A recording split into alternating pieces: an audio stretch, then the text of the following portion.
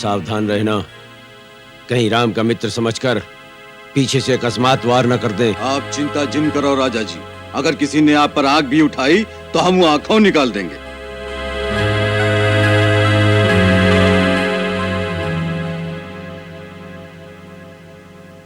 कुमार, ये श्रृंगवीरपुर है। यहाँ के राजा निषाद राजगोह है। वो श्री राम के परम भक्त हैं, पर श्री राम उन्हें अपना मित्र और सखा मानते हैं। क्या श्री राम उन्हें अपना मित्र मानते हैं? तब तो वो मेरे लिए भैया राम के समान है। आर्य सुमंत्र, मुझे उनके शीघ्र दर्शन कराइए। अयोध्या के राजा भरत कुमार को निषाद गुहू का जोहार। राजा हमार जोहार। लो, वो स्वयं आ गए।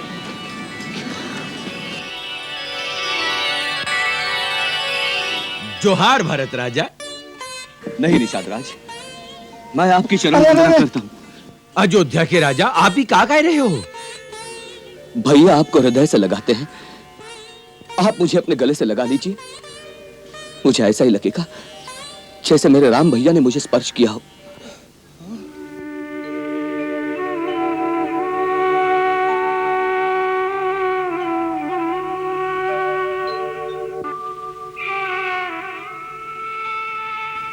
आप मुझे इस योग्य नहीं मानते ना?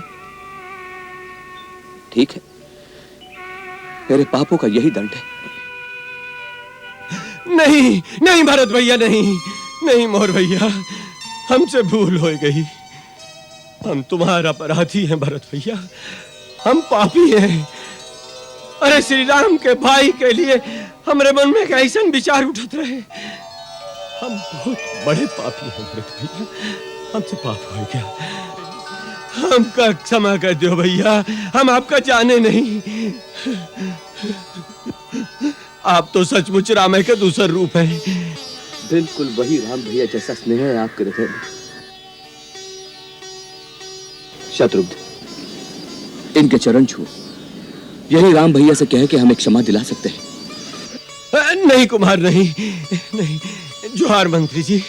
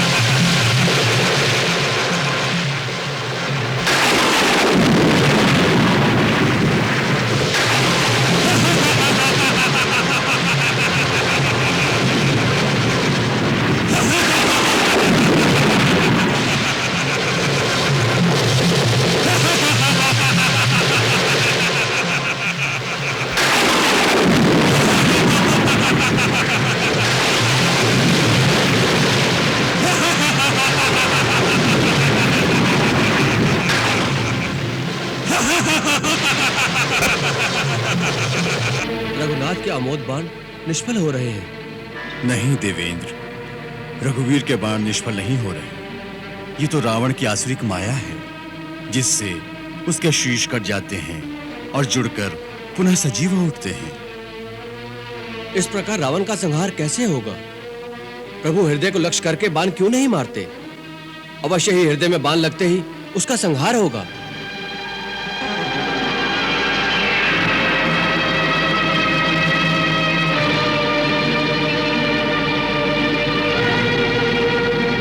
हे देवराज इंद्र, ये एक गूढ़ रहस्य है।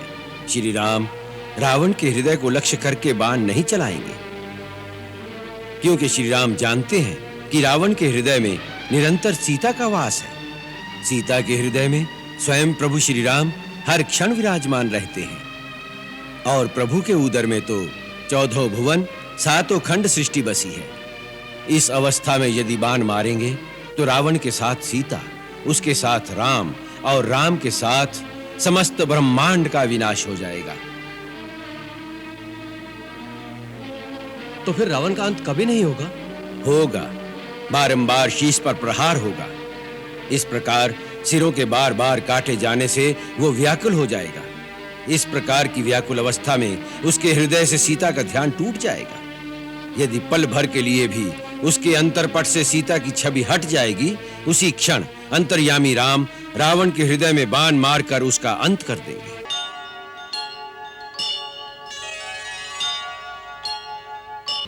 राजन, आपका रूप और धैर्य अद्भुत है। आपका साहस अनोखा और कांति निराली है।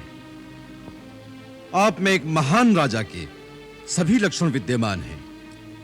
केवल मन की वृत्ति बदलने से ही आप वह स्थान प्राप्त कर सकते हैं जहां देवता आपकी पूजा करें।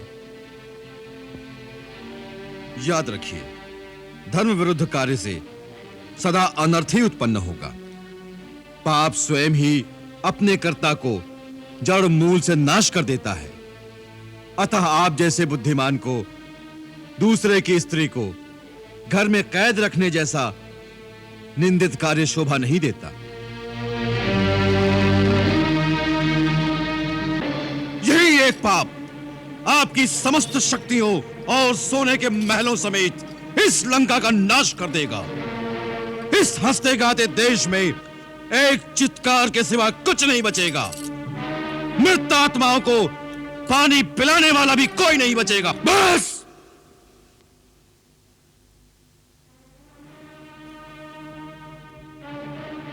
बहुत हो चुकी ये नरगल बातें। अपनी मृतात्मा को पानी देने वाले की चिंता करो।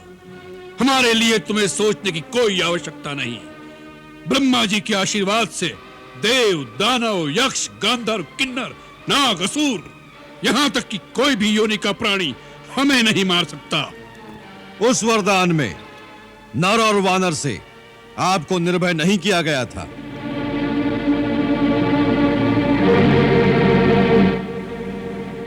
भगवान श्री राम इस समय नर रूप में है और सुग्रीव वानर है। राजन, मैं फिर हाथ जोड़कर कहता हूं, श्री राम के साथ द्रोह करने वाले को स्वयं शंकर, विष्णु, ब्रह्मा भी नहीं बचा सकते। राम से विमुख होकर लाखों करोड़ों की संपत्ति भी ऐसे ही श्रीहीन है जैसे एक नारी का शरीर सोने के आभूषण पहनकर भी वस्त्रों के बिना मर्यादाहीन ही रहता है। महाराज रावण, मैं आपको अंतिम चेतावनी देता हूं कि जिन्हें आप सीता समझ रहे हैं वो विष मिले भोजन के समान आपकी मृत्यु का संदेश है। सीता का रूप धारण करके आपके पास काल की फांसी आ पहुंची है। महाराज रावण, यह अंतिम चेतावनी है, नहीं तो मरने के लिए तैयार रहो। मैं स्वयं भी तुम्हें मृत्यु दंड देने की शक्ति रखता हूं, परंतु मुझे श्री राम की आज्ञा नहीं। वैसे भी यह गौरव श्री राम को ही मिलना चाहिए।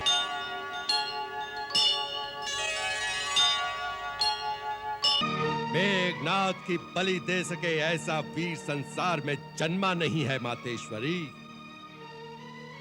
इस धरती पर, धरती के तले पाताल में अथवा धरती के ऊपर अंबर में स्थापित देवलोक में भी ऐसा बलशाली एक भी नहीं है माता।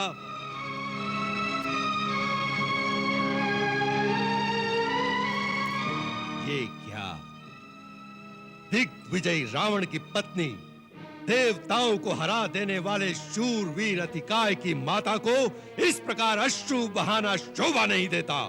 माँ का हृदय माँ का हृदय होता है, भले ही वो किसी शूरवीर की माँ हो। तुम पुरुष लोग इतना अत्याचार मत करो कि माँ का रोने का अधिकार भी छीन लो। जो माँ राजमहल में रहेगी उसे रोने का अधिकार नहीं दिया जा सकता। क्योंकि उसके रोने से प्रजा की हजारों स्त्रियां रोने लगती हैं।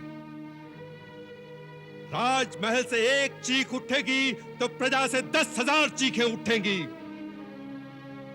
दिग्विजयी राक्षस राज रावण की पत्नी, पिता के प्रताप की आन पर अपने प्राण अर्पण कर देने वाले परम पराक्रमी अतिकाय की माता इस प्रकार के प्रलाप करेगी तो हमारे सैनिकों की स्त्रियों की मनोदशा क्या होगी? लंका की महारानी, राजरानी, राजमाता, आपकी आंखों से टपकते आंसू पूरे राज्य में उथल पुथल मचा देंगे। राजमहल का क्रंदन सारे देश में हाहाकार मचा देगा। ये बात याद रखो माता, राज परिवार का एक बहुत बड़ा उत्तरदायित्व होता है। लोग हमें हंसता देखते हैं तो हंसते हैं और हमें रोता देखते हैं तो रोते हैं। इसीलिए राजा को अपने दुख अपने सीने में ही दबाकर सदा हंसते रहना पड़ता है। राजा कभी दुखी नहीं हो सकता। इसलिए आप दोनों राजमहल में जाएं और अपने अश्रु पोंछ लें।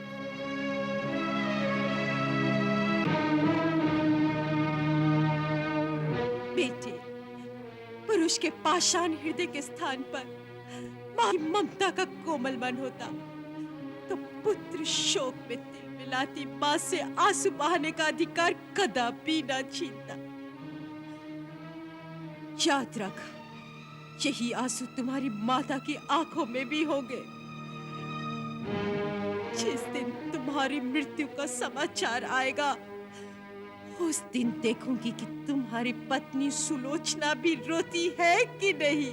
यदि वो रोएगी तो वो भी हमें पसंद नहीं होगा, परंतु माता, ये समय रोने धोने का नहीं है। इससे महाराज को बहुत अशांति पहुंचती है। इस समय सारे परिवार का, सारी सेना का एक ही कर्तव्य है कि महाराज के मनोबल को निर्बल न होने दे।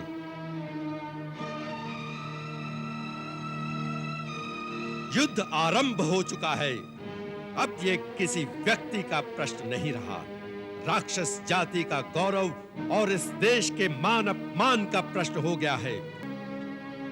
उचित और अनुचित का निर्णय सदा हार और जीत से होता है। सर्वदा विजय ही सच्चा कहलाता है। मातेश्वरी, छोटी मां को साथ ले जाओ और उन्हें समझाओ कि आज महाराज के साथ देने का समय है, उन्हें अशांत करने का नहीं।